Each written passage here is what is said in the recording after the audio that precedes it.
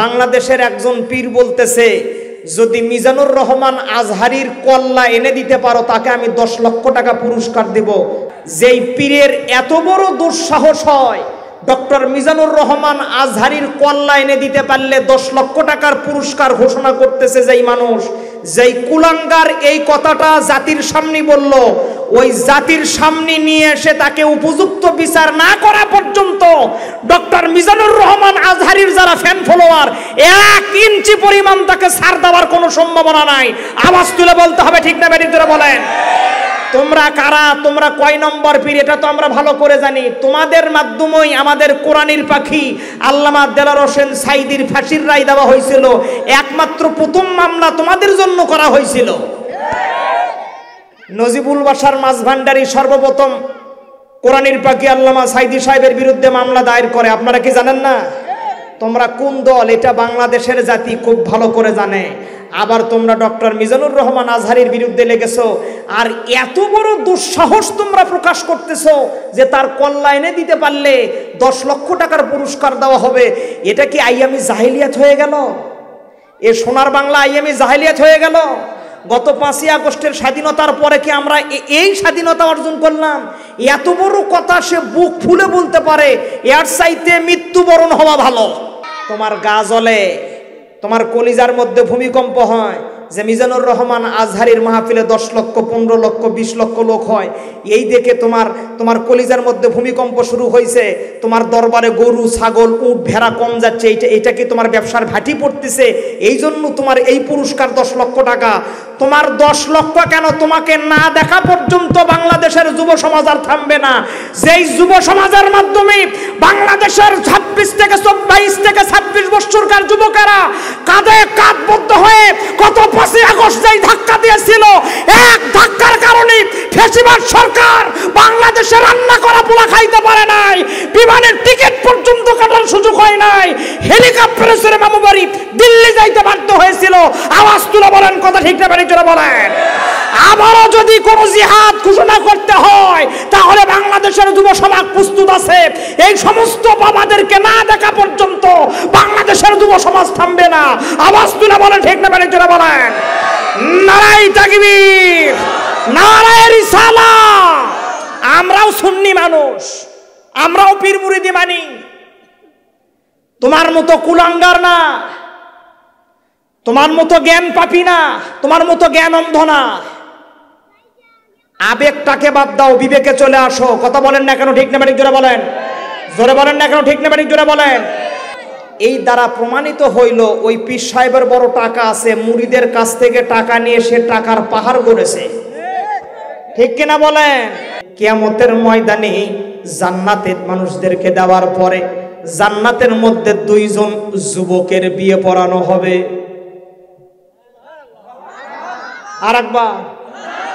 আরেকবার বলেন না। গোকুল পার হয়ে আসতেই দেখি হাতের ডান পাশে একটা বিয়ের অনুষ্ঠান দেখালে ফাটি হেলে দিচ্ছে। এইরকম বাজাচ্ছে, খালি ধামাধাম মারতেছে। আমি লাগাও, বাহ মারো। জান্নাতের মধ্যে বিয়ে হবে। দিনের নবী, কামলিওয়ালা নবী বিবাহ পড়াইবেন, মানে বিবাহের ইমাম। আরেকবার। আর আল্লাহ রব্বুল আলামিন হবে ওলি, মানে হলো যিনি গার্ডিয়ান। আল্লাহু আকবার কবেন না। মেয়ে বিয়ে দেওয়ার সময় কে থাকে? বাবা থাকে, মা থাকে, খালু থাকে, দাদা থাকে, নানা থাকে, নাকি বলেন? মানে মেয়ের বাবাই হলো তার মানে মূল গার্ডিয়ান। জান্নাতের মধ্যে যেই যুবক আর যেই 2 জন যুবতীর বিবাহ পড়ানো হবে, ওই 2 জনার ওলি তথা গার্ডিয়ান হবে আল্লাহ। দিনের নবী কামলিওয়ালা নবী হবেন ইমাম, আর সাইয়েদানা জিবরাইল আলাইহিস সালাম হবে বিবাহের সাক্ষী, আর সমস্ত জান্নাতি মানুষ হবে বিবাহের মেহমান। আরেকবার একটু বলেন না, আল্লাহু আকবার। প্রিয় বগুড়াবাসী, জান্নাতের গেটের কাছেই যেই বাড়িটা হবে সেটা আম্মা খাদিজার বাড়ি। বলেন না, আরেকবার বলেন। 2 নাম্বার বাড়ি হবে সাইয়েদানা উমারের বাড়ি। সূরাতুন নূন কলমের শানে নজুল বলতেছি, এগুলো শেষে যা কাজে লাগবে আগে থেকে মনে করে রাখেন, পরে যা মিল হয়ে যাবে। দেখেন, জান্নাতের 2 নাম্বার বাড়ি হবে উমরের বাড়ি, 1 নাম্বার বাড়ি হবে আম্মা খাদিজার, 2 নাম্বার বাড়ি হবে সাইয়েদানা উমরের। আমার মা বোন যারা আজকে মাহফিল শোনার জন্য আসছেন গো মা, আপনাদেরকে আল্লাহ রাব্বুল আলামিন এতটাই মর্যাদার, এতটাই ভালোবাসলেন, জান্নাতের প্রথম বাড়ি হবে মেয়ে মানুষের বাড়ি।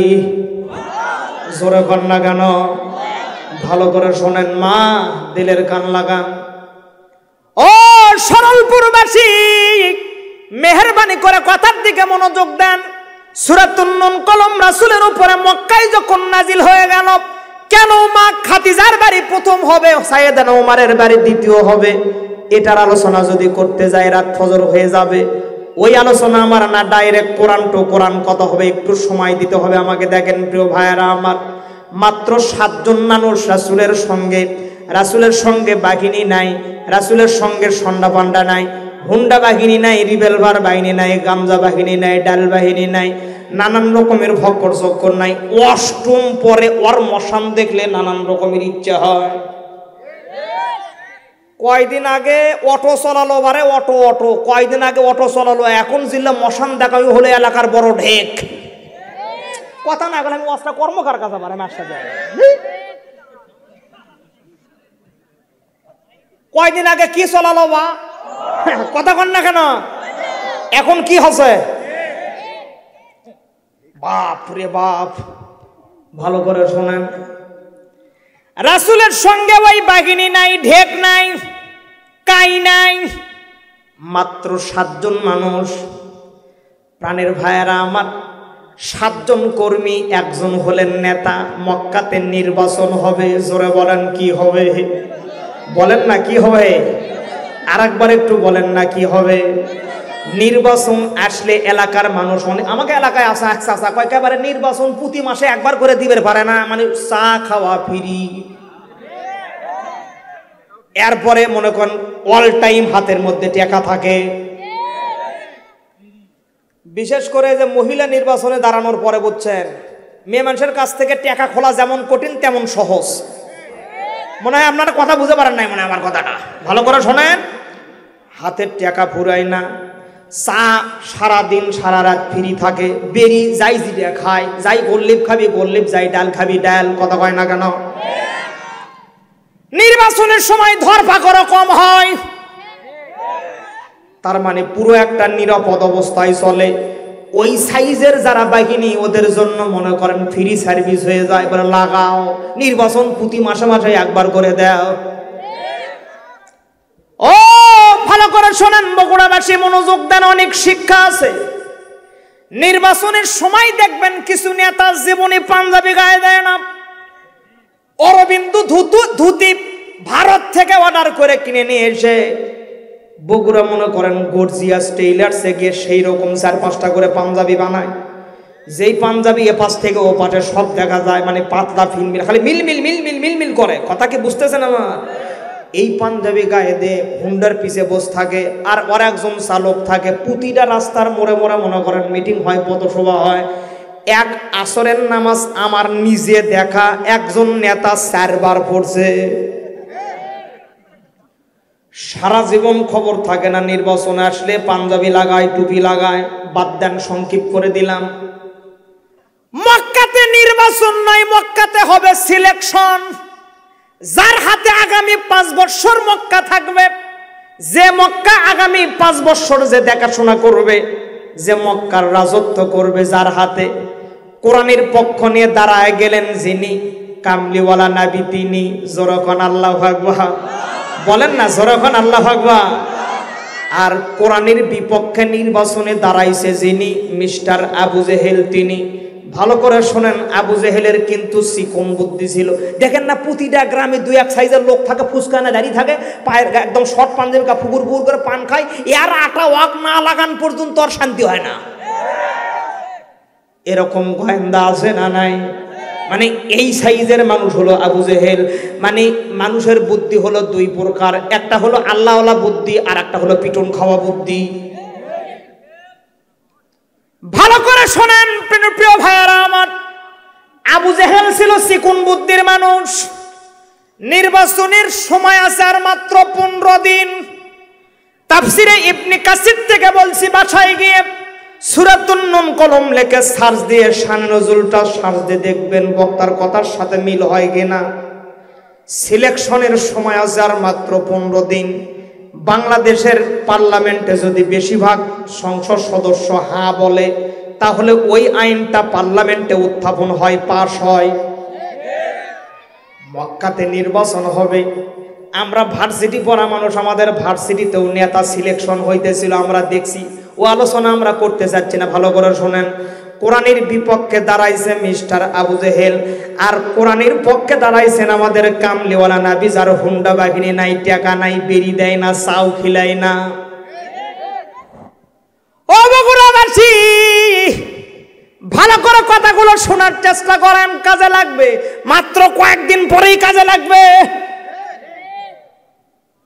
আবু জেহেল দিনই টাকা ছিটাই, রাতে ছিটাই, মধ্যরাত, দুপুর রাত, যখন যে জায়গা থেকে বলে সেই রকম টাকা ছিটানো শুরু করে দিল। হাজার হাজার বাহিনী তার পিছে থাকে, ঘোড়া বাহিনী, উট বাহিনী, মানে হুন্ডা বাহিনী। কথা কি বোঝা যাচ্ছে নাকি আমার? দুই এক সাইজের ওয়াকজুবি কিছু মানে ছেলে পেলে এখন তৈরি হয়ে গেছে। ওরা এখন বলতেছে নেতা শীতের মধ্যে হুন্ডা চালানো যাবে না, আমরা মাই করে নিয়ে ঘুরবো। এজন্য মাল মশলা সব একবারে হাইস গাড়ির মধ্যে নিয়ে 14 জন হাইস গাড়ির মধ্যে থাকে নেতার পিছে পিছে। এরকম বাহিনী আপনারা গততে দেখছেন না, দেখেন নাই? ভালো করে শোনান। সারা দিন আবু জেহেল মক্কাতে টাকা ছিটায়। ছিটানোর পরে রাত 12টা-1টার সময় নেতা কর্মীকে বিদায় করে দিয়ে যখন রাত্রে বেলায় বিবির কাছে ঘুমাইতে যায়, তাফসিরে ইবনে কাসিরের লেখক লেখে আবু জেহেলের স্ত্রীর নাম ছিল নাকেরা। দেখতে বড় সুন্দর, নাদুস নদুর চেহারা, হাত পাও বেলুনের মতো, কমলার কুয়ার মতো মনে করেন ঠোঁট, আপেলের মতো গাল, কবুতরের পায়ের মতো পা, ঘন কালো মেঘের মতো লম্বা চুল, মানে দেখলেই একটা সেই রকম। পুরো মক্কার যুবকদের ক্রাশ ছিল আবু জেহেলের স্ত্রী নাকেরা।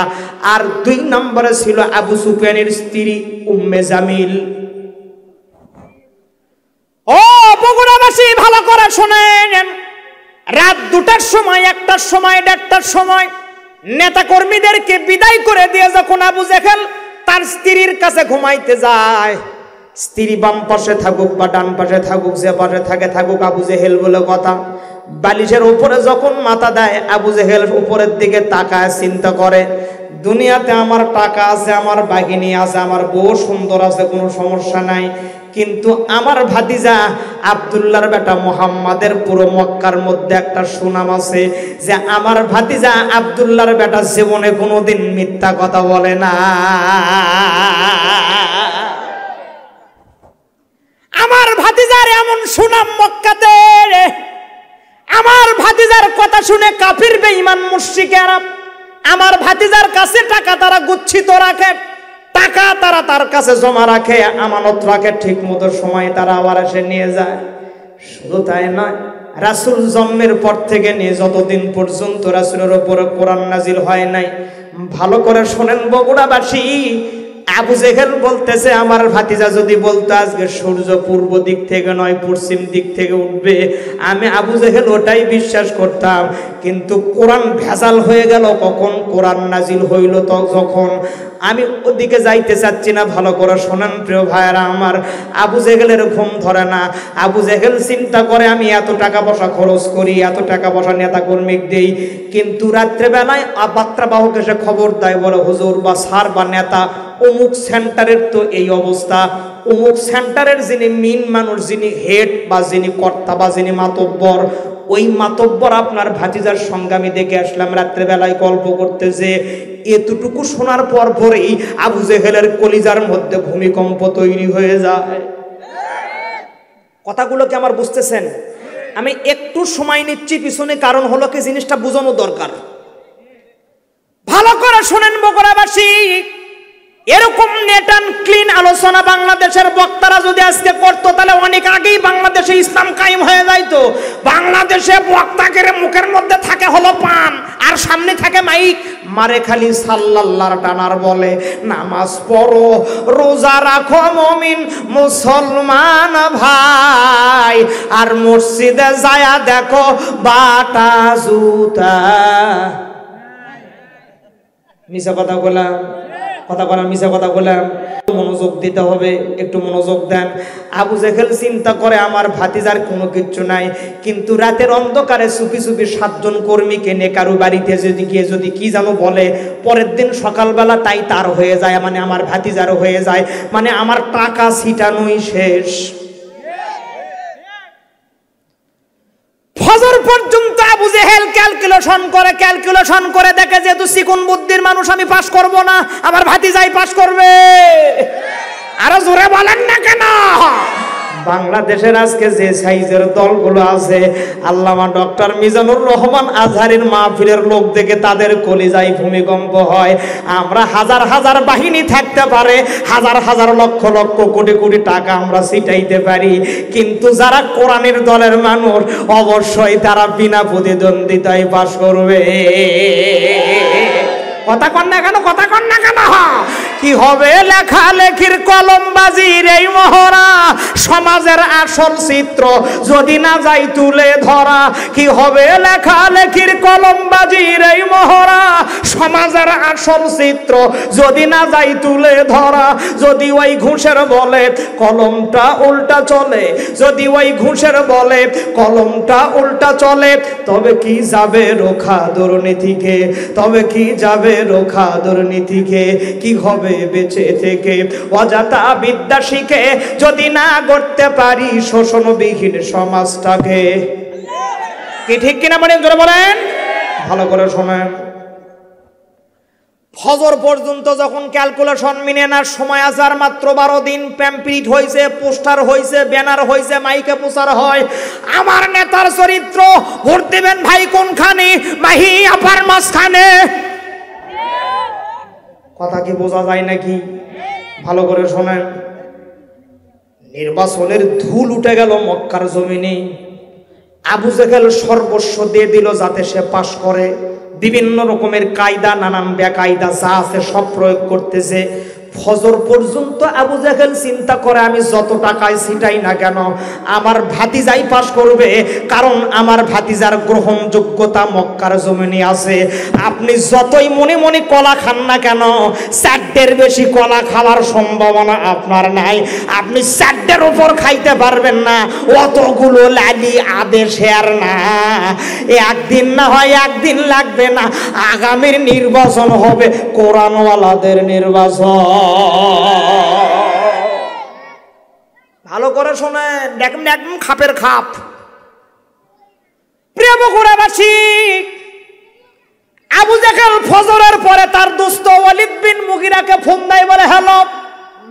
ওয়ালিদ বিন মুগিরা ওপাশ থেকে বলে খবর বলো। একটা কথা আমি আপনাদের কাছে বলতে চাই, অ্যাঙ্গেল করে মন খারাপ করবেন। আমার একটা কথা মনে হয়েছে, মন খারাপ করবেন, বলবো।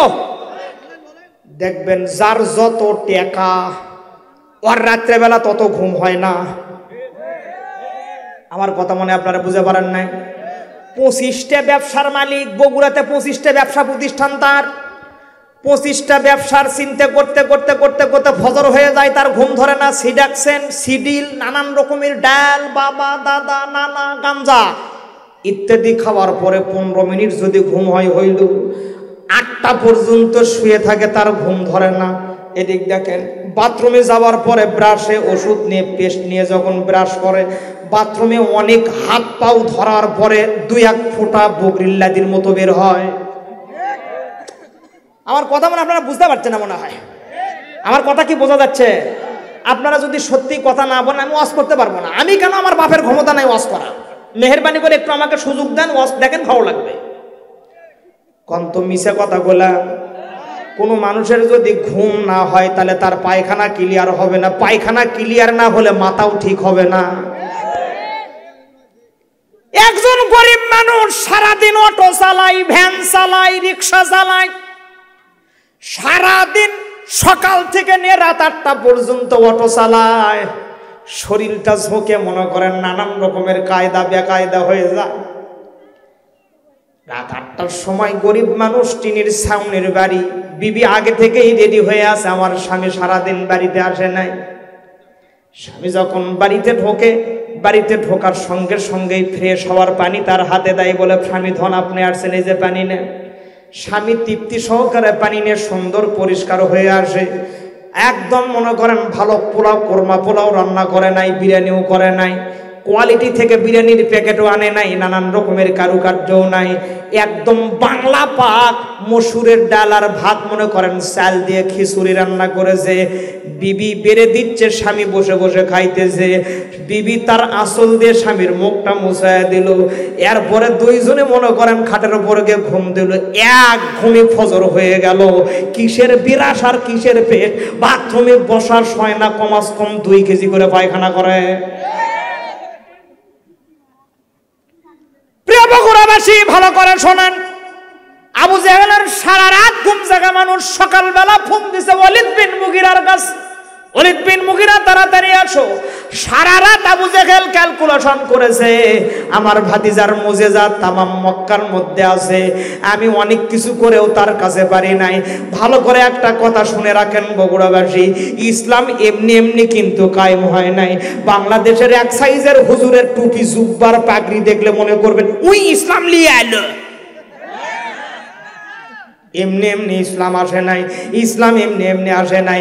আবু জেহেলের মতো বাঘা নেতা রাসূলকে এমনি এমনি মক্কা ছেড়ে দেয় নাই। আবু সুফিয়ানের মতো নেতা এমনি এমনি রাসূলকে মক্কা ছেড়ে দেয় নাই। কোরআনের মসনদ এমনি গঠন হয় নাই। প্রাণের বগুড়াবাসী ভালো করে শোনেন। আবু জেহেল চিন্তা করে আমার ভাতিজার মুজিজা আছে, তার কাছে মুজিজা ছাড়া তাকে আটকানো যাবে না, কাঁটা দিয়ে কাঁটা তোলা লাগবে। ভাতিজার মুজিজা কি? নানান রকমের মুজিজা। এদিক দেখেন, আবু জেহেল একদিন ডাক দেখে বলে, ভাতিজা ওই যে খেজুরের গাছ দেখা যায়, এদিক দেখেন, ওই যে খেজুরের গাছ দেখতেছে। বলে হ্যাঁ চাচা দেখতেছি।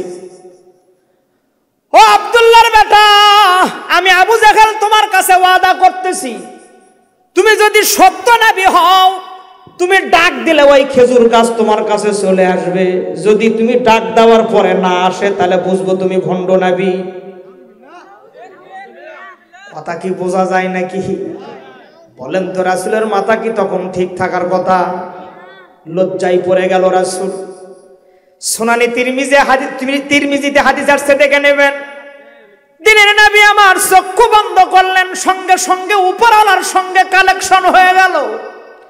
আল্লাহ পাক ডাক দে বলে, হাবিব আপনার টেনশন করার দরকার নাই, যত জায়গায় মুমিনরা পরীক্ষার মধ্যে পড়বে, ফাস্তাজাবনা লাহু ওয়া নাযাইনাহু মিনাল গাম্মি ওয়া কাযালিকা নুদিল মুমিনিন।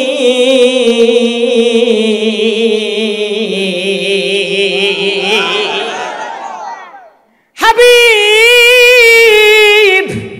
চিন্তা করা লাগবে না, আপনি ডাক দেওয়ার দায়িত্ব হলো আপনার, আর মরুময় ময়দানের খেজুর গাছ আপনার কাছে হাজির করে দেওয়ার দায়িত্ব আমি আল্লাহ। দেখা দেন দেখা দেন নবীজি একবার আসিয়া। বলেন, আমরা সুন্নি মানুষ, সুন্নি মানুষ, আমার ঘরে অন্য কিছু মনে করেন না। যার করে প্রেমিক ডস খাবার ব্যথা করছে, তাছাড়া আমার সাথে গায়ে দেখেন ক্লিয়ার হয়ে দিন। ওই শান্তর গান শোনা লাগবি না, আমার গান শোনেন না কেন, আমারটা শোনেন, খালি শোনেন, আমার সাথে একটু তাল মিলেন। দেখা দেন দেখা দেন নবীজি একবার আসিয়া।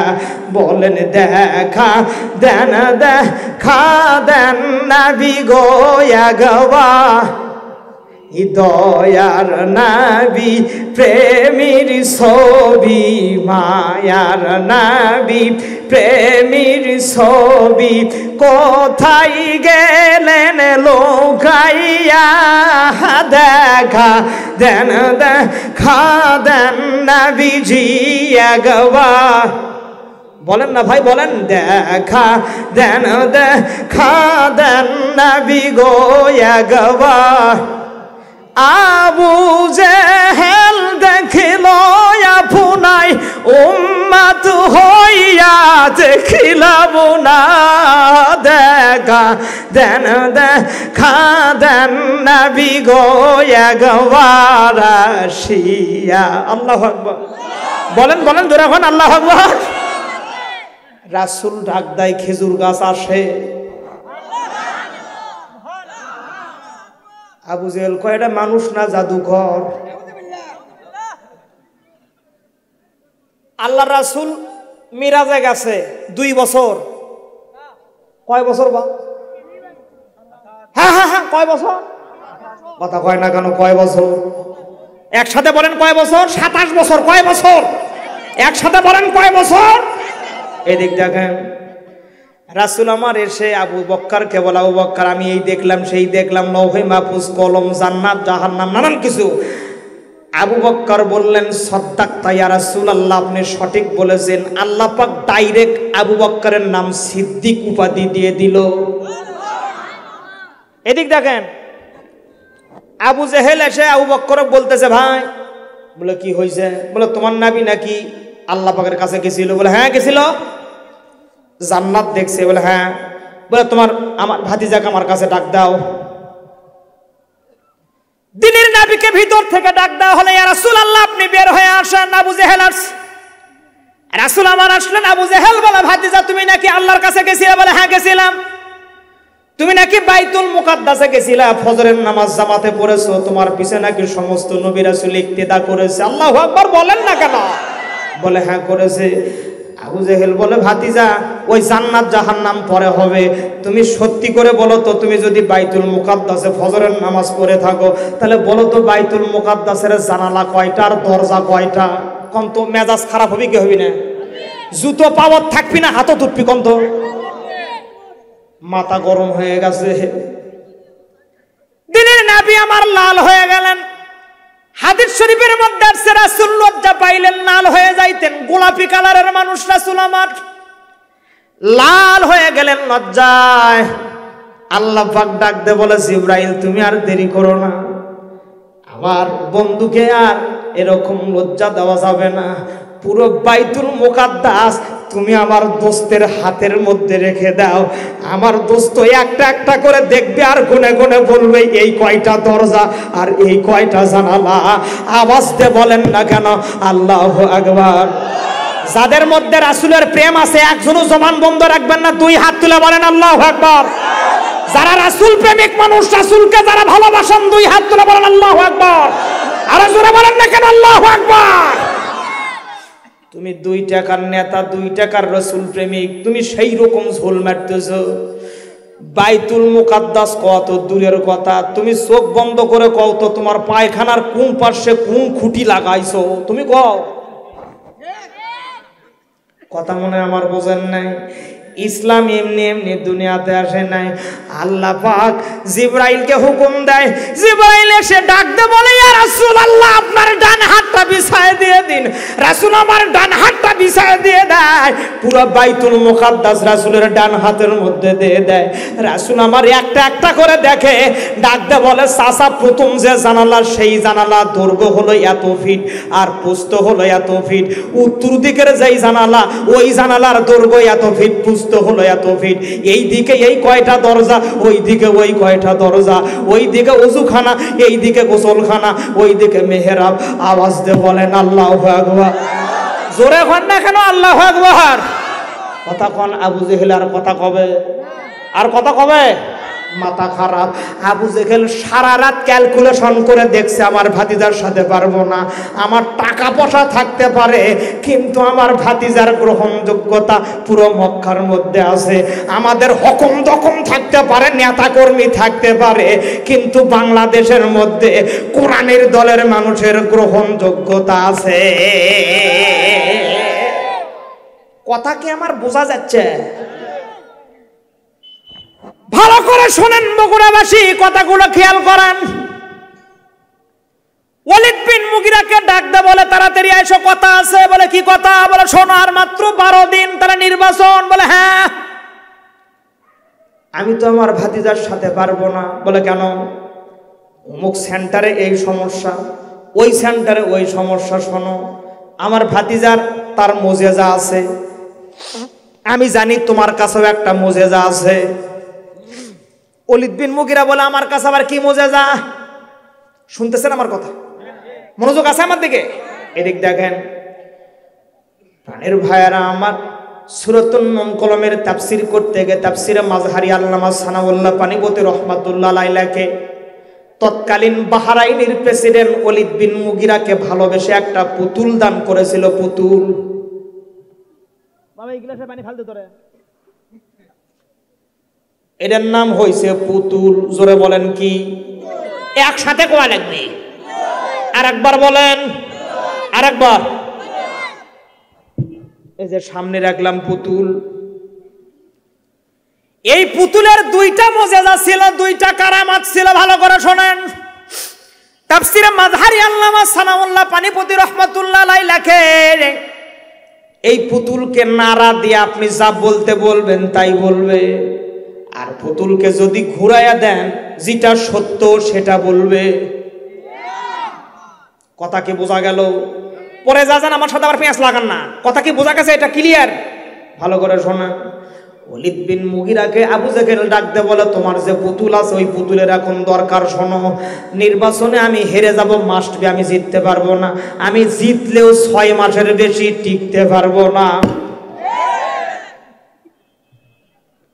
ও ওলীদ বিন মুগীরা, ভালো করে শোনো। এই যে পোস্টারগুলো দেখতেছো সবগুলো পোস্টার নামায় দাও। আমি তোমাকে প্রধান নেতা করলাম, তোমার পিছনে যত সাহায্য সহযোগিতা দরকার, র্যাব লাগবে, আর্মি লাগবে, কোবরা, সীতা, চকিদার, দাফাদার, দাঙ্গা বাহিনী, আনসার বাহিনী, গ্রাম্য পুলিশ, এরপরে মনে করেন এনএসআই, ডিবি, ডিএসবি, যা দরকার, গরম পানি, ঠান্ডা পানি, মরিচ পানি, যা কিছু লাগবে সব তোমাকে দেওয়া হবে। প্রত্যেকটা বুথে বুথে আগে থেকেই মনে করেন ইলেকট্রিক ভোটার যে সিস্টেমগুলো সেটাও পৌঁছে দেওয়া হবে। খালি আমার পরিবর্তে তোমাকে প্রধান নির্বাচন, তোমাকে প্রধান করে আমি দাঁড় করাই দিচ্ছি। পিছনে একটাই মাত্র কারণ হলো তোমার একটা কারামত আছে। আমার তো কিছুই নাই, আমার টাকা পয়সা থাকতে পারে কিন্তু আমার তো ওই মালও নাই। ভালো করে শোনেন, এই জায়গাটাই পেঁয়াজ একটু মনোযোগ দিয়ে দেন প্রাণের ভাইয়েরা আমার। ওলীদ বিন মুগীরা যা সাহায্য সহযোগিতা করা দরকার আমি তোমাকে করব, বিনিময়ে তোমার কাছে একটাই মাত্র আমার দাবি, মক্কার জমিনে যেন আল্লাহর কোরআন, আমার ভাতিজা যেন পার্লামেন্টে কোরআন পৌঁছাইতে না পারে। এই একটাই দাবি তোমার কাছে করতেছি।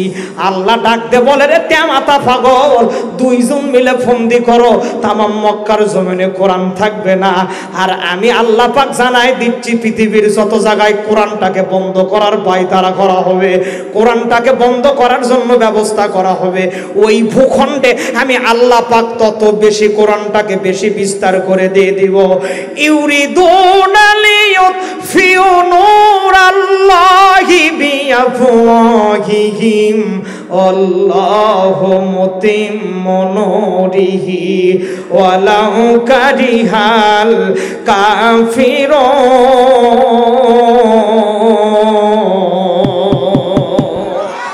বলেন বলেন, জোরে বলেন আল্লাহু আকবার। কোরআন ফুৎকার দিয়ে নিবানোর জিনিস না। যদি তাই হয়তো বিগত 14 বছর কোরআনওয়ালাদের উপরে যত নির্যাতন, পৃথিবীতে অন্য কোন দল আপনি দেখাইতে পারবেন না টিকে থাকতো। কিন্তু আল্লাহর খেলা দেখেন, মাত্র 15 দিনের মধ্যে বাংলাদেশ সেট আপ।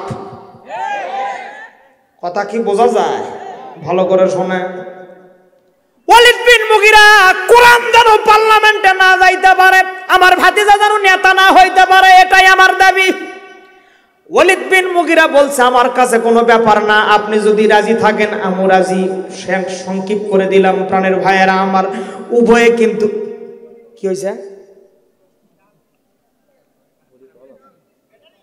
কি হয়েছে, কটা সময় যায়? 10টায় 1.5 ঘন্টা হচ্ছে নাকি না 1 ঘন্টা?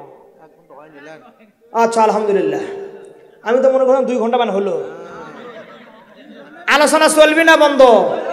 না একসাথে কলে চলবি না বন্ধ? চলবেই। কতক্ষণে চলবে? কারা কারা যাবেন? মাশাআল্লাহ মাশাআল্লাহ। এই কয়েকজন মানুষের একজনও মাহফিলে মনোযোগ নাই, সবগুলোর মনোযোগ চলে আছে ঠান্ডার মধ্যে বইয়ের কাছে। একটু মনোযোগ দেন প্রিয় ভাইয়েরা আমার। কি কষ্ট লাগতেছে? কষ্ট হয়? এদিক দেখেন, মার্কা চেঞ্জ হয়ে গেল, নেতার পরিবর্তে নেতা হয়ে গেল, নির্বাচন শুরু হয়ে গেল। প্রাণের ভাইয়েরা আমার, মাত্র 4 দিন বাকি আছে, তাহলে নির্বাচনের ডেট ঘোষণা, মানে নির্বাচন হয়ে যাবে। সকাল 9টা 8টা থেকে শুরু হবে, বিকেল 5টা পর্যন্ত চলবে। কথা কি বোঝা যাচ্ছে নাকি? আমার এদিক দেখেন, চতুর্দিকে খালি মাইকিং, খালি মাইকিং, খালি মাইকিং, সেই রকমের খালি। আর ওই যে ধুট্টো মাস্তান যেগুলো থাকে না, ওদের করে না, অটো চালাইছে, এখন নেতা হয়ে গেছে, এটা ছোট ছোট মার্কা বের করে লিয়েটা খালি সিটে দেয়। বা কথা কয় না একেবারে, মানে ওকে ভাবি আলাদা। এদিক দেখেন, রাসূলের টাকা নাই, মার্কাও বের করতে পারে নাই। 7 জন কর্মী নিয়ে রাতের অন্ধকারে মক্কাবাসীর কাছে যায়, ডাকতে বলে, মক্কাবাসী, যদি আমি আব্দুল্লাহর বেটাকে সাপোর্ট করো, আমি আলামিন তোমাদের কাছে ঘোষণা করতেছি, তোমাদের নিরাপত্তার ব্যবস্থা কাবার মালিক করবে। মক্কাবাসী ডাকতে বলে, আব্দুল্লাহর বেটা, জীবন চলে যাবে, ভোট আমরা কোরআনকেই দিব। ভালো করে শোনেন প্রিয় বগুড়াবাসী, নির্বাচন হবে। ওয়ালিদ বিন মুগিরা আর একটা খেলা খেলতেছে, মানে রাসূলকে কালার করতে চায় তারা। টাকার বিনিময়ে 2 লক্ষ মানুষ এক জায়গায় জমায়েত করলো। দেখবেন বড় বড় মিছিলগুলোতে যে এত বেশি লোক হয়, কোথা থেকে হয়? ওদের বস্তি থেকে 300 টাকা করে ভাড়া করে নিয়ে আসে। কথা কয় না কেন?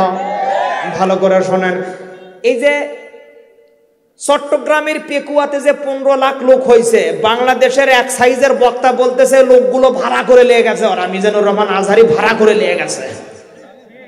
আচ্ছা কোন তো এর করে জুতো দিয়ে পিটলে কি মনে শান্তি মিটবি? কথা কন না কেন আপনারা? কথা কন। এটা কথার তো লাইন ঘাট থাকা দরকার। উনি টাকা দিয়ে ভাড়া করে লোক নিয়ে গেছে যে আইসো আমার ওয়াজ শোনো। আপনি এখনো টের পান না, 3 দিন আগ থেকে মাঠ ফিল আপ।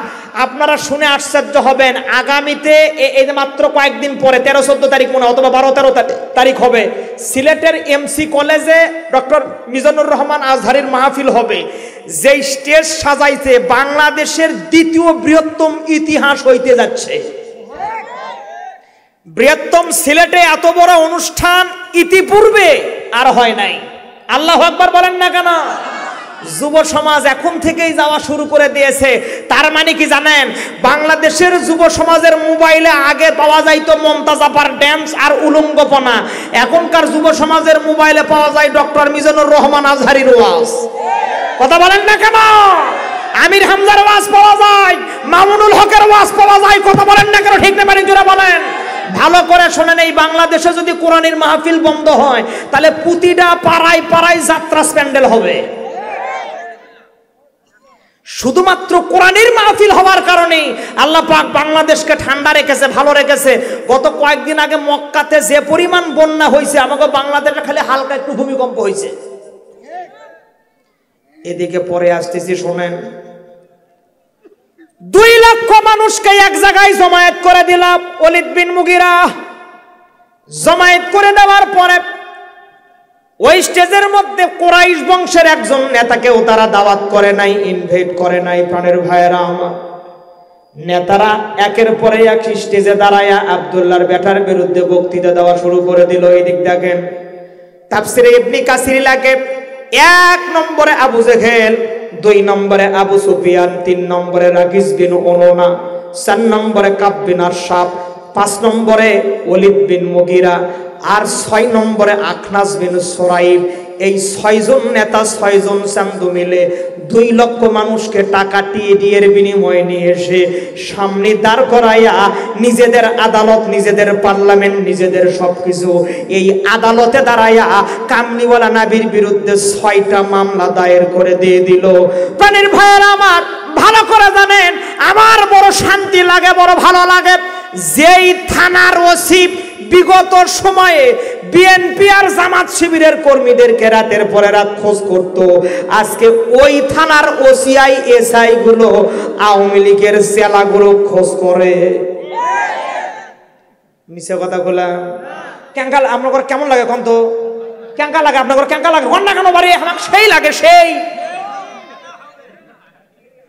ভালো করে শোনেন প্রিয় ভাইরা, ওয়ালিদ বিন মুগিরা দাঁড়ায় সেই রকম বক্তৃতা দেয় নেতাকে রে একেবারে মাইক এই মাইক্রোফোন নেতারা যেভাবে ধরতা মাইক্রোফোনের যদি জবান থাকলো হনি বলে ভাই আস্তে ধরে আস্তে ধরে ভাই হাড় হাড্ডি ভেঙে গেল ভাই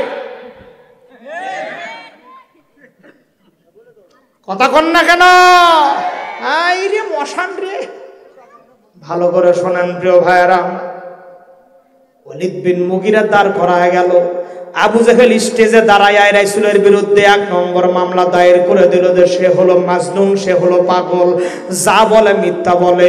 2 নম্বর মামলা হইল রাষ্ট্রদ্রোহী মামলা, মানে রাষ্ট্রের বিরুদ্ধে সে মিথ্যাচার করে, নানান রকমের বক্তব্য দেয়। পানির বগুড়াবাসী ভালো করে শোনেন, রাসূলকে ওই অনুষ্ঠানে উপস্থিত করা হলো, অ্যারেস্ট করা হলো, বন্দী করে নিয়ে আসা হলো। একমাত্র সঙ্গে ছিলেন সাইয়েদনা আবু বকর। রাসূলকে যখন ধরে ধরে স্টেজের মধ্যে নিয়ে আসা হয়, রাসূল আমার 2 চোখের পানি ছেড়ে দিয়ে দেয়। তাফসীরে ইবনে কাসির লেখে আবু বকর পিছনে পিছনে আছে। আবু বকর চক্ষুকে নিম্নগামী করে আল্লাহর কাছে ডাক দে, বলে মাওলা আজকে নাকি আমার হাবিবকে আমার দোস্তকে আল্লাহ গো আপনার বন্ধুকে নাকি স্টেজের মধ্যে ফাঁসি দেওয়া হবে। ফাঁসি তো দূরের কথা, কামলিওয়ালা নবীকে রাহমাতাল লিল আলামিন নবীকে ফাঁসি তো দূরের কথা, যদি একটা কটু কথা বলা হয় ওই স্টেজের মধ্যেই মনে হয় আমি আবু বকর কলিজা ফেটে মারা যাব। আল্লাহ ডাক দে, বলে আবু বকর তাম দুনিয়ার চাঁদগুলো খেলবে একদিকে, আমি আল্লাহ পাক খেলবো চতুর্দিকে, তোমার চিন্তা করার দরকার নাই। মুমিনরা যখন বিপদ তাদের উপরে বেশি অত্যাচার আর অনাচার হয়, জালিমের জুলুম মাজলুমের উপরে যত বেশি হয় তত তাড়াতাড়ি ময়দান ফাঁকা হয়, রাত্রে যত গভীর হয় ফজর তাড়াতাড়ি নিকটে চলে আসে। আবু বকর তোমার চিন্তা করার দরকার নাই, আমি আল্লাহ পাক ঘোষণা করে দিলাম ওয়াকানা হাক্কান আলাইনা নাসরুল মুমিনিন।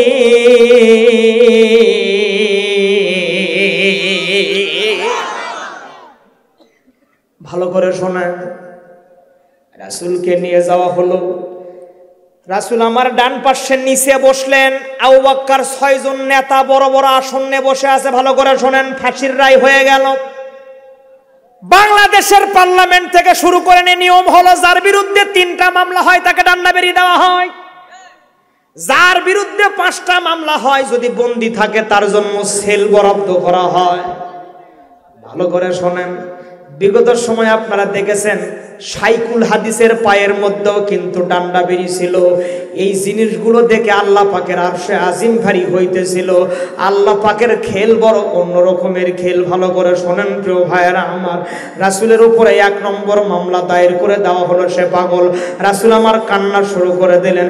রাসূলের কান্না দেখে আল্লাহ থাকতে পারে না, জিবরাইলকে ডাক দেয়, বলে জিবরাইল কাল বিলম্ব দেরি করো না, তুমি মক্কার জমিনে চলে যাও। 2 লক্ষ মানুষের সামনে আমার হাবিবকে অপমান করে তুমি জানায় দিয়ে দাও, তুমি আমার হাবিবকে জানায় দাও, তার মনটা যেন শান্ত হয়। আল্লাহ পাক সঙ্গে সঙ্গে জিবরাইলের মাধ্যমে সূরাতুন নূন কলমের প্রথম 5টি আয়াত ওই স্টেজের মধ্যে রাসূলের উপরে নাজিল করে দিয়ে দেয়।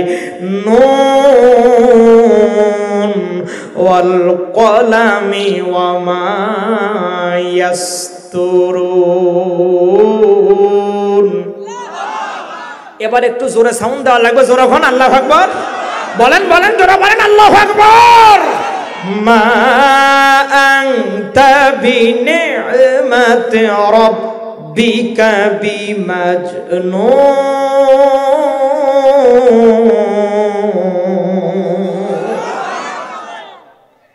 জিবরাইল এসে ডাক দেয়, বলে হাবিব আপনি চোখের পানি মুছে ফেলেন, আপনার উপরে 1 নম্বর মামলা দেওয়া হয়েছে, আপনি নাকি পাগল, আপনি মাজনুন, যা বলেন পাগলামি কথা বলেন। আল্লাহ পাক 2টা জিনিসের কসম কেটেছে, উলামায়ে কেরাম যারা আছেন দিলের কান লাগান। 1 নম্বরে নুন বর্ণের কসম, 2 নম্বরে ওয়াল কলামি ওয়া মা ইয়াসতুরুন, ওই কলমের যেই কলম মানুষের ভাগ্য লিপিবদ্ধ করে। আরেকবার, আল্লাহ পাক সর্বপ্রথম তৈরি করেছে কলম, আল্লাহু আকবার কোন, আর সহিভাবে তৈরি করেছে রাসূলের নূরকে। ওদিকে ব্যাখ্যা পরে জান, এদিকে আসেন।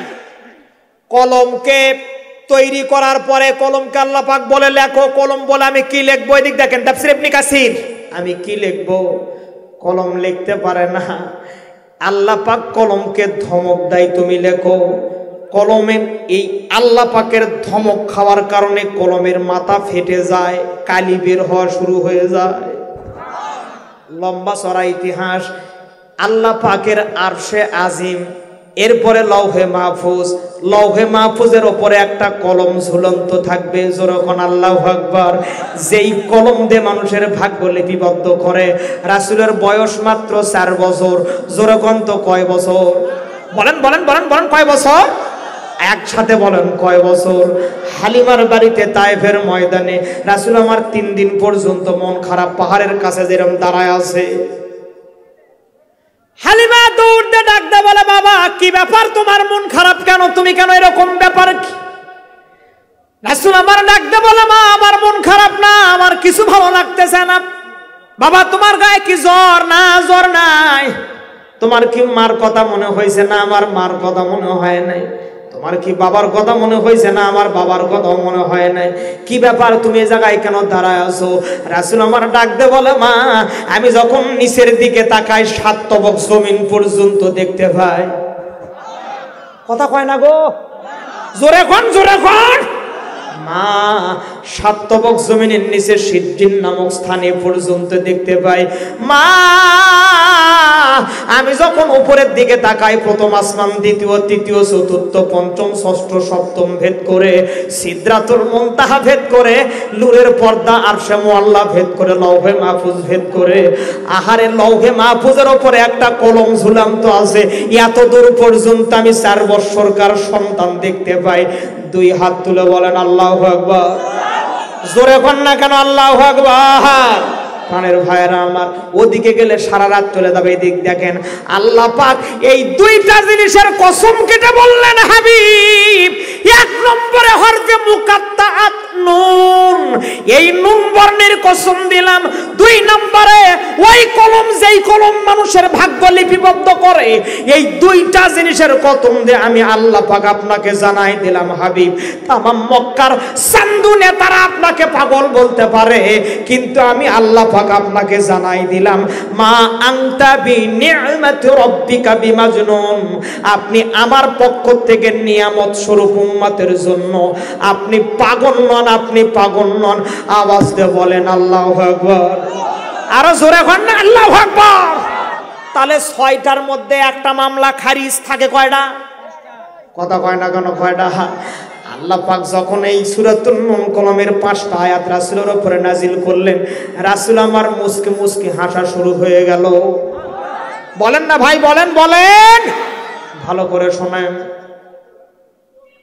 রাসূলের ফাঁসি কার্যকর করা হবে স্টেজে, ফাঁসির মঞ্চ রেডি।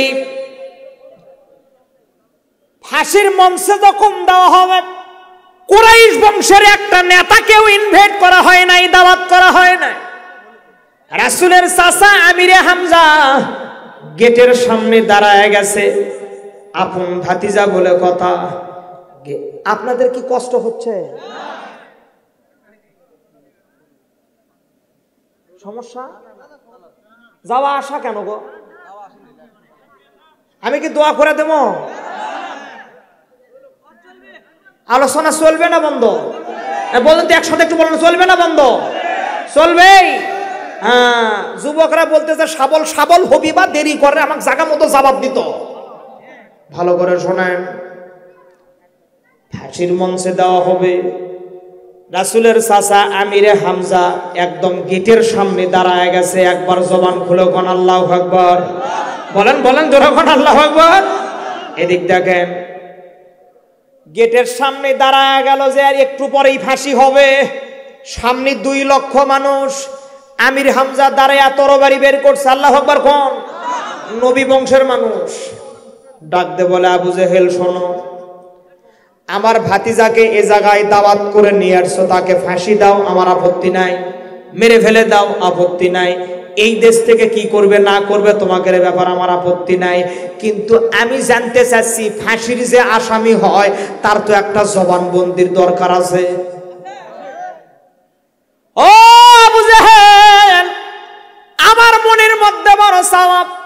এই 2 লক্ষ মানুষের মধ্যে আমার ভাতিজা অন্তত 10 মিনিট যেন কোরআন থেকে কথা বলে।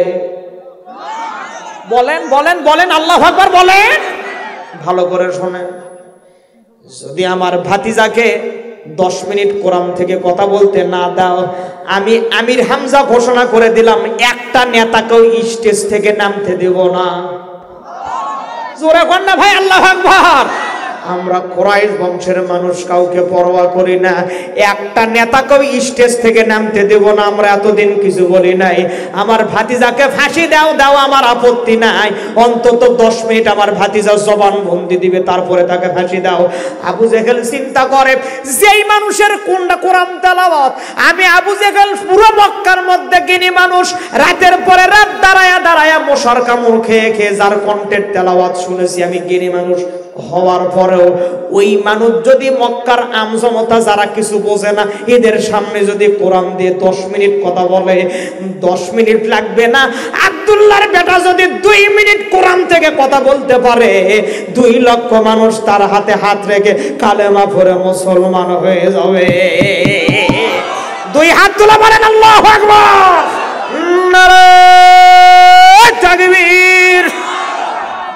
খেলা কোন জায়গায় দেখছেন? খেলা কি কোন জায়গায় কথা বোঝা যায়? ভালো করে শোনেন। ওয়ালিদ বিন মুগিরা মাথা খারাপ হয়ে গেল। আবু জেহেলের মাথার সার্কেট নাই।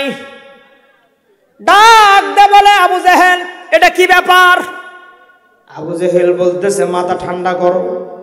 মাথা ঠান্ডা করতে হবে, তবে শোনো, আমার ভাতিজার মাথাটাকে একটু উলট পালট করে দিয়ে দাও, যাতে সে 10 মিনিট কথা বলতে একটু ভুল ভাল বলে ফেলে। প্রাণের ভাইয়েরা আমার, ভালো করে শোনেন, একটু কথার দিকে মনোযোগ দেন, মূল পয়েন্টে চলে আসতেছি। দেখেন, রাসূলের কথা যেন ঠিক মতো বলতে না পারে, এই জন্য আবু জেহেলের ওইতে বললাম না চিকন বুদ্ধি মানে পিটন খাওয়া বুদ্ধি, যে তার মাথার মধ্যে ঘুরপাক বলে দিয়ে দাও যাতে সে সঠিক কথা বলতে না পারে। প্রাণের ভাইয়েরা আমার, ভালো করে শোনেন, ওয়ালিদ বিন মুগিরা কাল বিলম্ব দেরি করে না, 1 পা 2 পা করে রাসূলের কানের কাছে এসে ডাকতে বলে, আব্দুল্লাহর বেটা শোনো, তুমি যদি আজকে একটা প্রশ্নের অ্যানসার আমার কানের মধ্যে দিতে পারো, তাহলে আমি ওয়ালিদ বিন মুগিরা, আমি হলাম নেতা। জোরে কোন কি? কয় না কান কি? আরেকবার বলেন তো কি গো? হ্যাঁ হ্যাঁ বলেন বলেন, কি? নেতা। হাই রে, নেতা কিরে মশান গো। এক নেতা ঢাকা যাবে, দুরূদ শরীফ পড়েন, আল্লাহুম্মা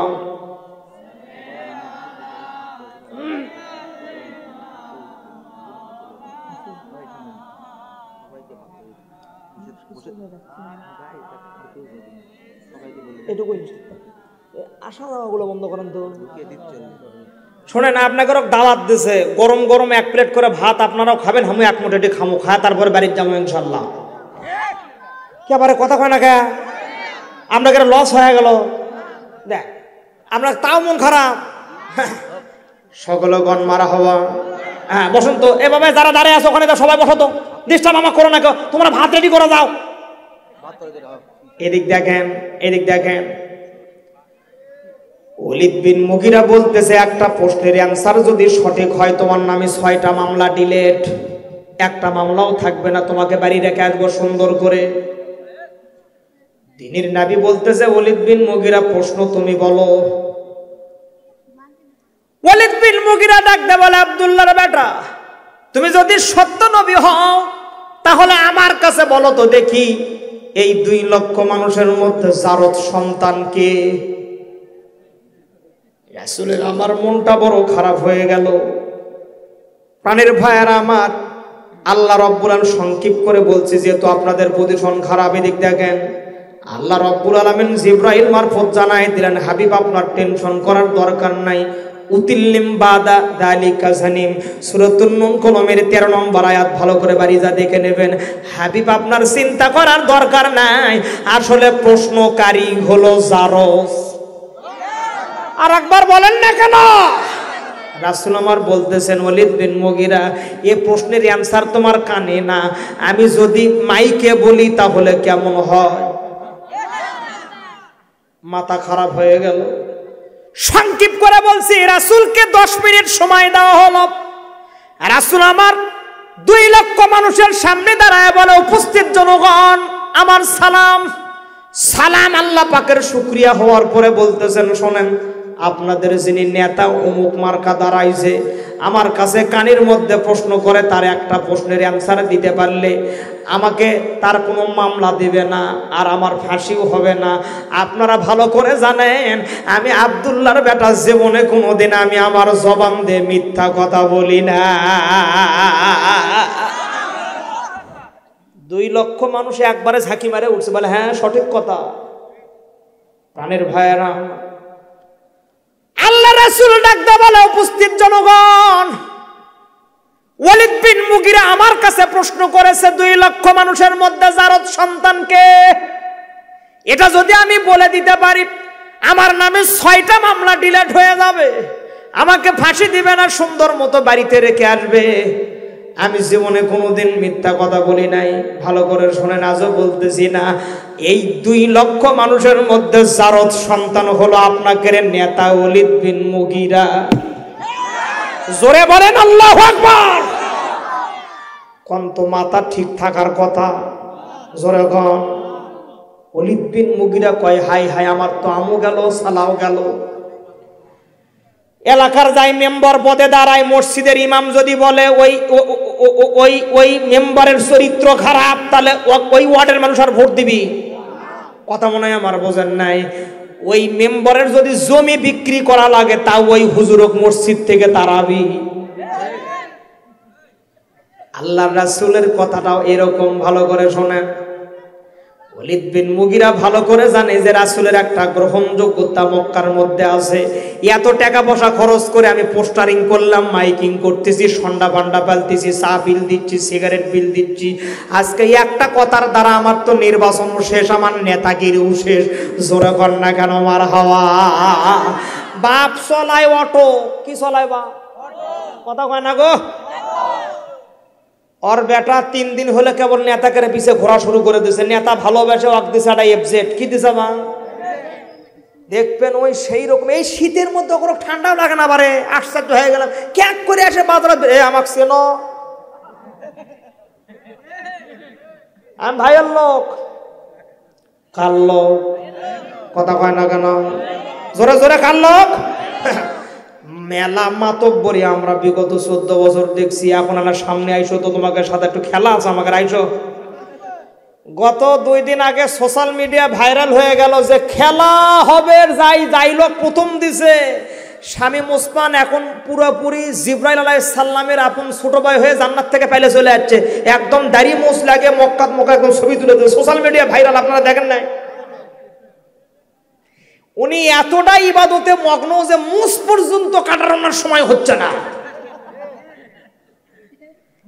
এগুলো বলতে বড় কষ্ট লাগে, কিন্তু বাস্তবতা শোনেন। ওয়ালিদ বিন মুগিরা চিন্তা করে, হায় রে হায়, এই মক্কার জমিনে আব্দুল্লাহর বেটা মিথ্যা কথা বলে নাই, এই একটা কথার জন্য তো 2 লক্ষ মানুষ আমাকে ভোট দিবে না। তরবারি বের করে রাসূলের কল্লাই ধরে বলতেছে, আব্দুল্লাহর বেটা সত্যি করে বল, আমি কিভাবে জারজ? বলে হ্যাঁ তুমি জারজ। ভালো করে শোনেন। ওয়ালিদ বিন মুগিরা বলতেছে, দলিল দাও, বুরহান দাও। দ্বীনের নবী বলে, ওয়ালিদ বিন মুগিরা, দলিল আমারে দেওয়া লাগবে না, তোমার মার নাম হইতেছে ঝর্ণা। হ্যাঁ কি না? হ্যাঁ কোন না কেন গো? মা বোনদারা আছেন, মন খারাপ করেন না। রাসূল ডাকতে বলে, তোমার মার নাম ঝর্ণা, তোমার মায়ের বয়স চলতেছে 97 বছর। উমুক পাহাড়ের পাদদেশে গুহার মধ্যে তোমার মা মৃত্যুর সঙ্গে পাঞ্জা লড়ে। তুমি গিয়ে তোমার মাকে জিজ্ঞেস করো, তোমার মা তোমাকে দলিল দিবে তুমি হালাল জাদা না হারাম জাদা। 2 হাত দেখে বলেন না কেন আল্লাহু আকবার? রাসূলের ভালোবাসা নিয়ে বলেন আল্লাহু আকবার। মাথা গরম হয়ে গেল ওয়ালিদ বিন মুগিরার। আবু জেহেল চিকন বুদ্ধির মানুষ, সঙ্গে সঙ্গে 6টা ঘোড়া রেডি করে পাহাড়ের পাদদেশে চলে গেল।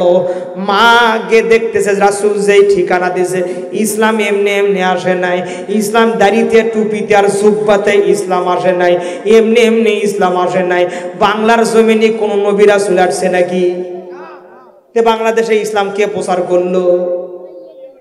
ওয়ালি আউলিয়ার মাধ্যমে বাংলাদেশে আইলো। এইরকম ব্যবসা করে আর এইরকম পোশাক আশাক নিয়ে ইসলাম দুনিয়াতে আসে নাই। বগুড়াবাসী ভালো করে শোনেন, ওই ইতিহাসে গেলে নানান রকমের অনেক লেট হয়ে যাবে, দরকার নাই, সংক্ষেপ করে দিলাম। আহারে ওয়ালিদ বিন মুগিরা গুহার মধ্যে গিয়ে দেখতেছে তার মা মৃত্যুর সঙ্গে পান্দা লড়ে। অসুস্থ মাকে উপর করে শোয়ায় দিয়ে বুকের উপরে পা দেয়, তরবারি একদম গলার কাছে ধরে বলে, মা আজকে তোমার কারণে আব্দুল্লাহ বেটা আমাকে নানান রকমের কথা বলে, আমার তো নেতাগিরি যাওয়া যাওয়া ভাব হয়ে গেছে। কি যাওয়া যাওয়া ভাব হয়ে গেছে? এক নেতা ঢাকা যাবে, কোথায় যাবে জোরে বলেন তো? কয়েকদিন হলে জিল্লে শীত হচ্ছে বুঝছেন, একেবারে কুয়াশা নাই কিছু না, মিলমিল করে বাতাস খালি হাড্ডির মধ্যে যায়, এবারে ছেলে বাতাস, কথা বল না কেন? হ্যাঁ, এই শীতের মধ্যে নেতা যাবে ঢাকা, বিভিন্ন কাজে ব্যস্ত, তো নেতারা বিভিন্ন কাজে ব্যস্ত থাকে, ঢাকা যাবে, গ্যাবার্ডিং প্যান্ট পরে বাড়ির থেকে বের হয়ে গেছে। সপ্তপদী মার্কেটের সামনে গিয়ে দেখতেছে বিভিন্ন প্রকারের হকার প্যান্ট বিক্রি করতেছে, নিউ মার্কেটের প্যান্ট, জিন্সের প্যান্ট বেচেলেন 70 টাকা, দেখলেন 70 টাকা। নেতা চিন্তা করে, যে শীতের শীত গো, আর হানিফ গাড়ির টিকিট আমি কাটছি, হানিফ গাড়ির টান তো খালি আউলা ঝাউলা টান, খালি ফাঁকা ফালি মাথা ঢুকে দিবি, এই গ্যাবার্ডিং প্যান্ট দিয়ে আমার শীত কাটবি না। 70 টাকা দিয়ে এলে প্যান্ট নিউ মার্কেটে আগামীকাল সকাল 10টায় 1400 টাকা গেলে, তো এটি 70 টাকা দিয়ে একটা প্যান্ট কিনে নিলে আমার তো কোনো লস হবে না। ওই 70 টাকাতে জিন্সের প্যান্ট গ্যাবার্ডিং প্যান্টের উপরে পড়ছে, পরাও শেষ, প্রসাবের বেগ আসাও শেষ। উনি পেশাব করার জন্য সাইটে চলে গেছে। এদিক দেখেন, প্রতিদিন 1 চেন খুলে কাম সারে, আজকে কয় চেন খোলা লাগবে? কিন্তু নেতার তো বিভিন্ন টেনশন, নমিনেশন থাকে না, পাস হয় কি হয় না হয়। 1 চেন খুলেই কাম সারার পরে একটু পরে নিচের দিকে তাকায় দেখতেছে উপর তো ভিজছে, একদম জুতো মুবারক পর্যন্ত ভিজে সব হয়ে গেছে। নেতার সাথে যে চামচাগুলো গেছে, ওরা তো কি ব্যাপার, নেতা আসতে দেরি করে কেন? নেতা চলে আসছে, চামচরা নিচের দিকে তাকে দেখতেছে জুতো পর্যন্ত ভিজছে। ভাই কি ব্যাপার? ভাই দেখেন না, গত কয়েক বছর খালি ভাই করতে করতে একদম মুখের মধ্যে ফেনা উঠে গেছিল, এখন ভাই বলে কই গো, আসো তো দেখো মেলা। বরং পালারে পালা, জলদি পালা, নইলে তোদের গলে ঝুলবে তালা, ঠিক না বলেন?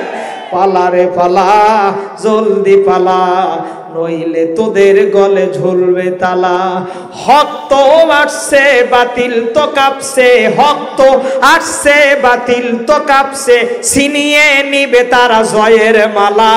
পালারে পালা, জলদি পালা, নইলে তোদের গলে ঝুলবে তালা। আল্লাহু আকবার বলেন না কেন? শোনেন, এদিক শোনেন। নেতা কি ব্যাপার ভাই, আপনার প্যান্ট ভিজা কেন? নেতা চিন্তা করে, আমি যদি কই পেশাব করছি তাহলে তখন নেতাগিরি এটাই শেষ। নেতা বলতেছে, ভাই আমি ওই জায়গায় সাইড ম্যানহোলের পাশে দাঁড়ায় পেশাব করতেছিলাম, এক হুজুর আমার পাশ দিয়ে যাচ্ছিল, আমাকে লাত্তি মারে ম্যানহোলের মধ্যে ফেলে দিয়েছে। দেখেন নেতা করলো কি আর বলল কি। স্যামসাকেরও তো এমনিতেই বেশি পাওয়ার, কথা কি বোঝেন নাই আমার? শোনেন, মূল মানুষ যাই বুঝছেন, মূল জিনিস ওনার দোষ কমই থাকে, কিন্তু যেগুলো চেলা এর কেড়ে অত্যাচারে গায়ের মধ্যে টিকা যায় না পারে। কি ব্যাপার, এত বড় হুজুরের সাহস, আমাকে ভাইক মারে ধরে দিবা যে আমার মার অবস্থা ভালো না, কখন মারা যায় না যায় ঠিক নাই, মাথাও ঠিক নাই। মূলত আমি একদম বৈধ না অবৈধ, আমি জারস না ভালো, এটা বলবে পুতুল। আবু জেহেলের বুদ্ধি বলে, হ্যাঁ এ কথা তো ঠিক আছে। ওয়ালিদ বিন মুগিরা আর আবু জেহেল 6 জন সঙ্গীকে নিয়ে 2 লক্ষ মানুষের কাছে উপস্থিত হয়ে গেল। রাসূল আমার স্টেজে বসেছিল এতক্ষণ নিচেতে, এখন যেটা সবচাইতে বড় চেয়ার, ওই চেয়ার আমার রাসূলের জন্য বরাদ্দ হয়ে গেল। প্রাণের ভাইয়েরা আমার ভালো করে শোনেন, আমার বড় খুশি লাগে। আমিরে জামাত এতদিন গোপনে গোপনে বক্তব্য দিত, আর ওই আমিরে জামাতকে এখন পুলিশ প্রোটেকশন দিয়ে ঠিক মতো তার একদম পথসভা জনসভা করার ব্যবস্থা করে দেওয়া হয়।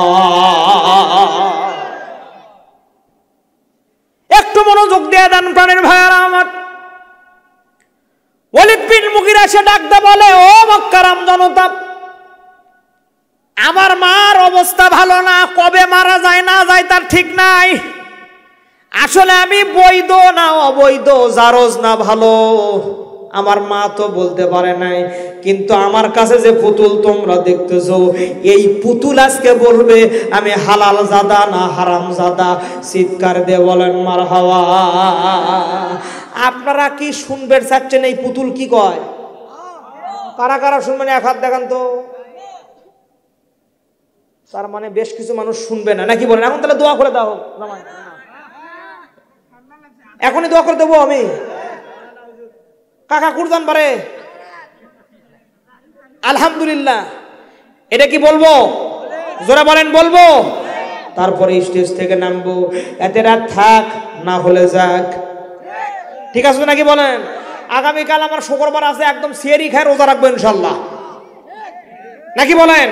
আলহামদুলিল্লাহ। এদিক দেখেন, মা বোনেরা বলতেছে, আল্লাহ এ হুজুর 1.5 ঘন্টা হলে ওয়াজ করতেছে, একটা কথাও আমাদের জন্য কয় না, এ হুজুর যেন কালকে মরিয়া যায়।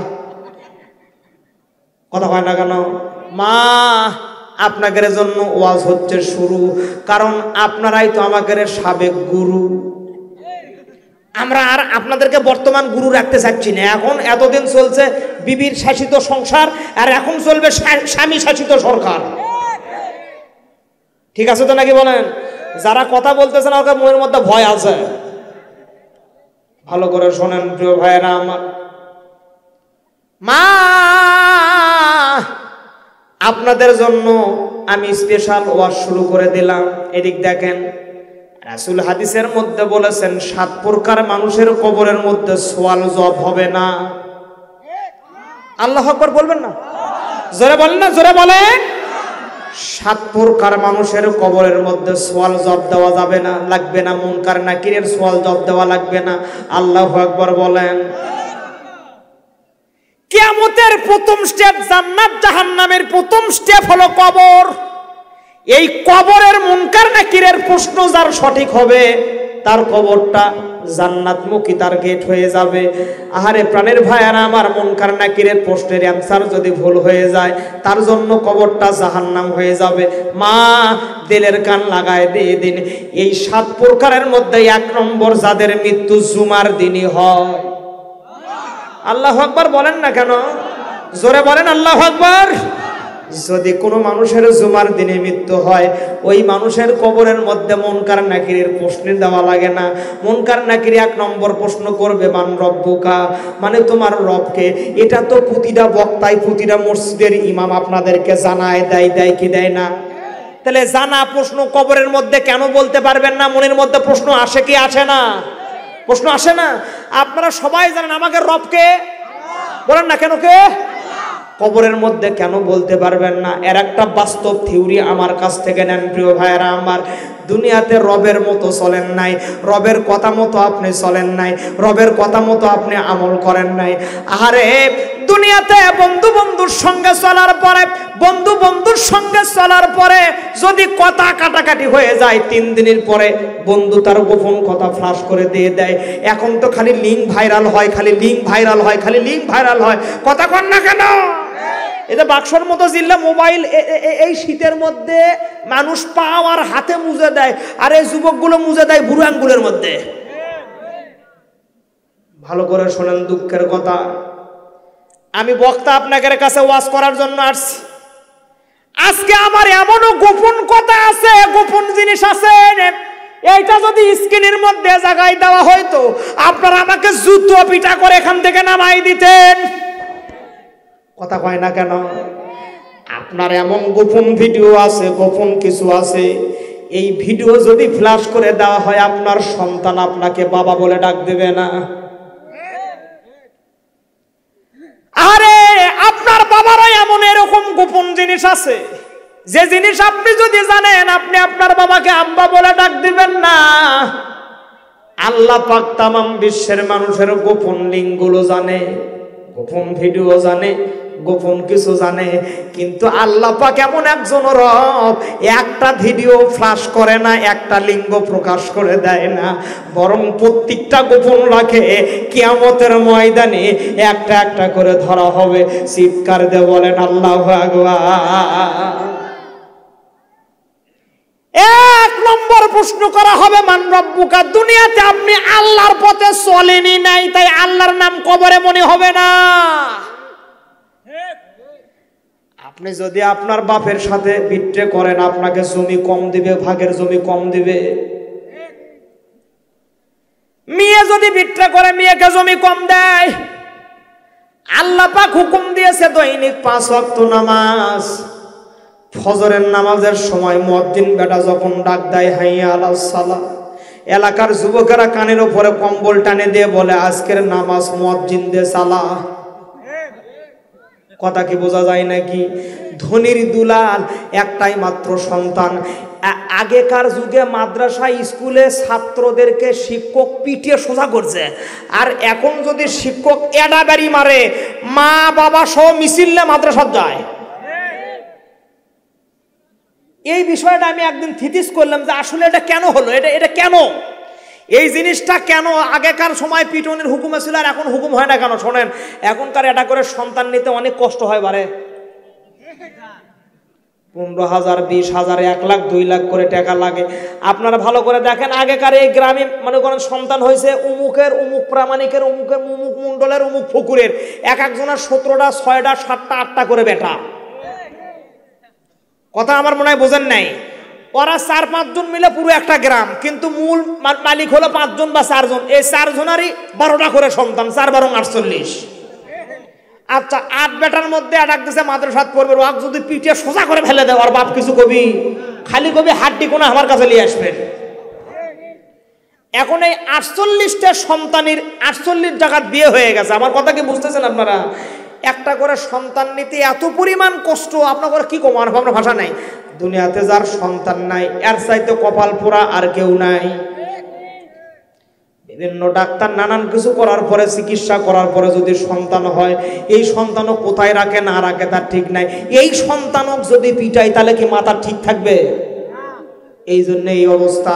আমি যে কথাটা বুঝাতে চাচ্ছিলাম, দুনিয়াতে রবের কাজ করেন নাই, কিয়ামতের নয়, কবরের মধ্যে আপনি ওই দিন রবের নাম আপনি নিতে পারবেন না। যারা নাবির নাম বলতে পারবে না, দুনিয়াতে যারা নাবির তরিকায় চলে নাই, তারা নাবির উপরে নাবির নাম নিতে পারবে না। যারা ইসলামের পথে চলে নাই, কবরের মধ্যে ওমান দিনুকার প্রশ্নের অ্যানসার ইসলাম বলতে পারবেন না। এক কথায় যারা দুনিয়াতে রবের হুকুম মেনেছেন, অ্যানসার সাথে একদম টাস টাস করে বলবে। যখন ফেরেশতারা বলবে, মুনকার নাকির বলবে মান রব্বুকা, সঙ্গে সঙ্গে বলবে রব্বি আল্লাহ। যারা দুনিয়াতে রাসূলের উপরে চলেছে, রাসূলের সুন্নাত আমল করেছে, সারা জীবন সিটারি করলো, সারা জীবন বাটপারি করলো, পরের জমি কাটে আল সোজা আল বেকা করে ফেলে দিল। আহারে, মেয়ের সম্পত্তি জোর দখল করে ছেলের নামে দিল, 2 শতক মাত্র মেয়ের নামে দিল। আহারে, আপন ভাইয়ের সঙ্গে সিটারি করে জমি লিখে নিল, নানান রকমের সুদের ব্যবসা, ঘুরানি ব্যবসা, কারেন্ট টাকার ব্যবসা ইত্যাদি করার পরে যখন মারা যায়, একদম বড় একটা হুজুর ঢাকার থেকে ভাড়া করে নিয়ে এসে জানাজার নামাজ পড়ায়, কান্নার বন্যা চলে ওই জানাজার নামাজ মনে করেন। এরপরে এই সিটারকে কবরে নামানোর সময় বলতেছে বিসমিল্লাহি আলা মিল্লাতি রাসূলিল্লাহ। বলেন তো বগুড়াবাসী, সারা জীবন রাসূলের উপরে চলে নাই, রাসূলের সুন্নাত আমল করে নাই, এমনকি মুখের দাড়ি পর্যন্ত, দাড়ি জিল্লে রাখে বলছেন, দাড়ির সাইজ দেখলে মনে হবে সালমান খানের।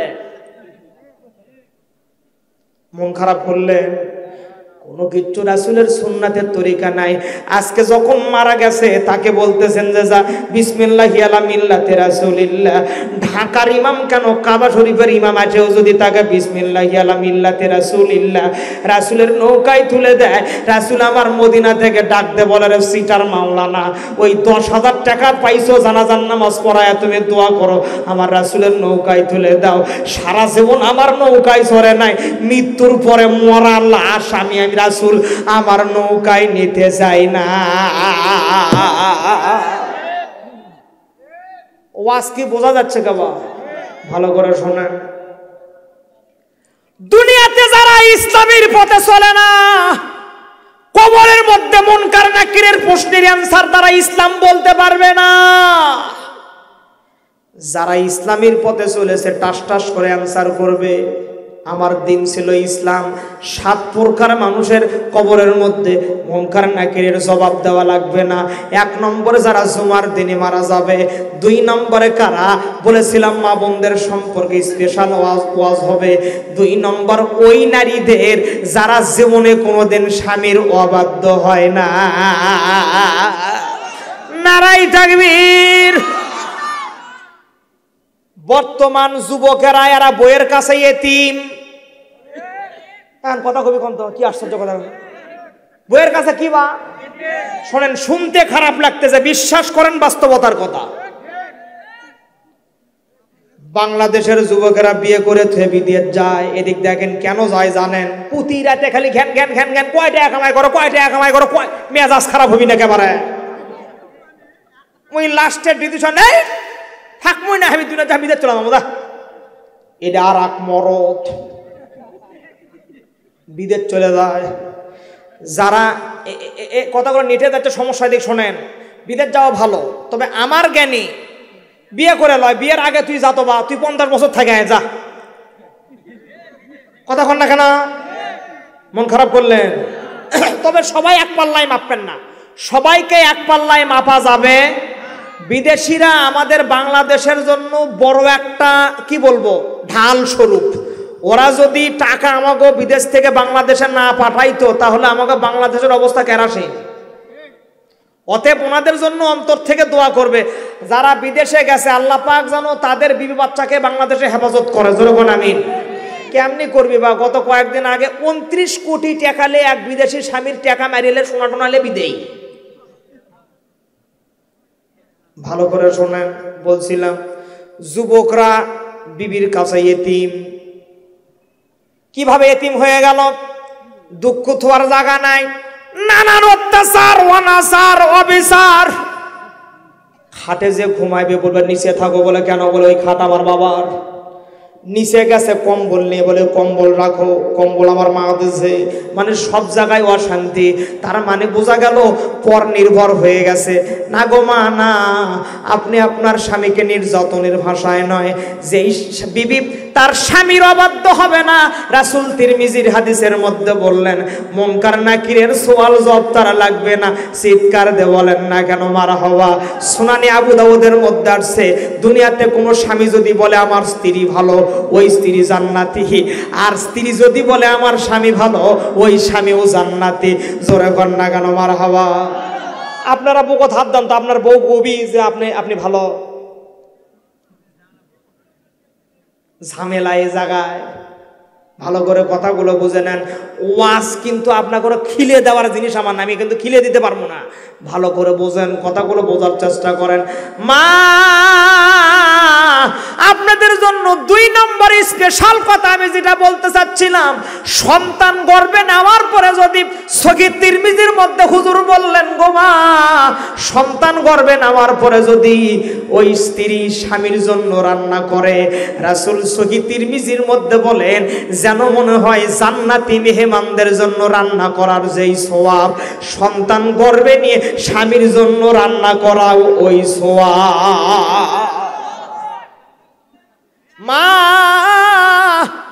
সন্তান গর্ভে নেওয়ার পরে যদি স্ত্রী স্বামীর বাড়ি ঝাড়ু দেয়, রাসূল হাদিসের মধ্যে বলেন কাবা ঘর পরিষ্কার করার সওয়াব ওই স্ত্রীর আমলনামায় লিখে দেওয়া হয়।